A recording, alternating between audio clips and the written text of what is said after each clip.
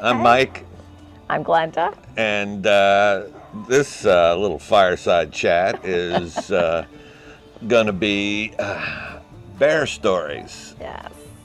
Bear encounters while fly fishing. While fly fishing, yeah. So, which ought to be, there's some good ones. There's but some we're good still ones. both sitting here, so they were not disastrous.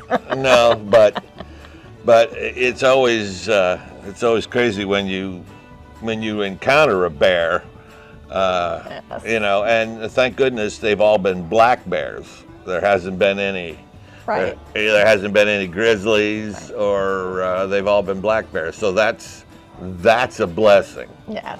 So And we do always carry bear spray with us. well, almost always. Almost always, and that's part of the next story. But I was in the early 2000s. I was up on the Jackson River in Virginia, way up in the mountains in Virginia. Really, really great place to fish, and it was a fly fishing only stretch. And so I was up there fishing, and I was having a ball. And all of a sudden, this big black bear walks out. I'm casting, and right in front of me, about 15 feet in front of me, this big black bear walks out. And the only thing I could think about was I had a turkey sandwich in my backpack, and all I could think about was me having to wrestle with that bear for that turkey sandwich. And it's like, oh crap, And then I had another time in Pennsylvania on the same stream that I learned how to fly fish, around the corner from where that big pool where I learned how to fish, and I was casting upstream, and I heard some rustling and some racket, and this big ass black bear comes rumbling out of the brush right in front of me, and well, I just about peed in the stream right then and there, and it stood up right in front of me. It was on the edge of the water. It stood up. Oh my gosh. And it was like, oh my! And I just, you're somewhere between freaking out and whatnot, but went down on all fours, crossed the creek, splashing and making a racket, and up through the woods. But it was like, you got to be kidding me! Wow. I mean, yeah, that was a bit much.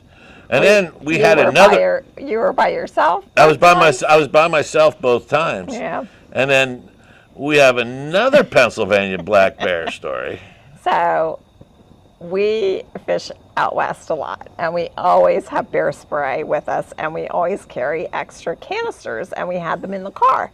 We were in Pennsylvania 2 years ago, whenever it was. No, it's been longer than that. But we're driving to go out to fish at Penn's Creek. What's the name of the little town? Coburn. So we drive through Coburn. We get up to where the road dead ends, and we park, and we're going to hike back in to fish Penn's Creek, where Mike used to fish all the time. All the time. I've been in there. If I've been in there once, I've been in there 100 times. So we get to the parking spot. We got our waders on. We're getting all our gear on. And I'm like, should we carry bear spray? Because I grew up in Pennsylvania, and I know there are black bears all over the place. And my father actually shot a black bear, it would have been 50, 60 years ago now. And it was huge. We had the skin, he made it into a rug for his den. So I knew how big it was. It was like 300 pounds. Anyway, so we're standing there getting our gear all together, and I said, should we carry our bear spray with us just in case? And what did you say?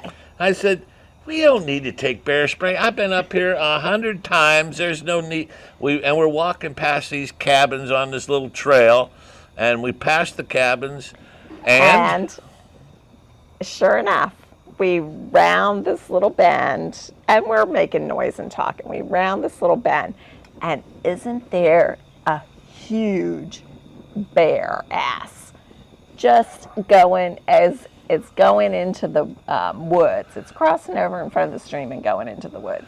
Huge. It had to have been 300 pounds or more. Or more. Maybe it could have been 400. It kind of walks into the brush and stuff and stops and turns around and looks at us. It gave us the berry eyeball. I just look at Mike and I'm like, we don't need bear spray, all right. And we kind of started to slowly back up and not look at it. Well, it's like get big and, and it's, Slowly back away. Whoa, bear. And it meandered on a little bit further. It circled us. And stopped and looked at us. And it was about 10 minutes, maybe. Yeah, it circled us. And it finally started going up the mountain. And then we got down to fish, and of course there's like bear prints everywhere with little cub bear prints. So that's a mommy and and cubs. And yeah. So after we got done fly fishing, we crossed the river and went down the other side. Yeah, I went down the other side like that was going to make a difference. But we've had a bear pass us up on the Missouri.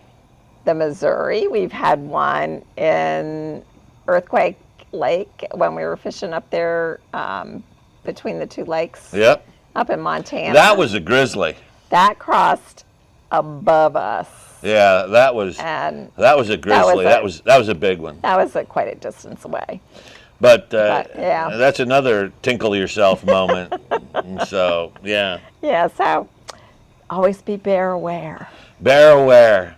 Take your bear spray when you don't think you're going to need it. Take it anyway. Take it anyway. It's just another one of those things. And hey, if you like this bear story, like, share, and subscribe, because we are herons on the fly, freaking out. See you next week.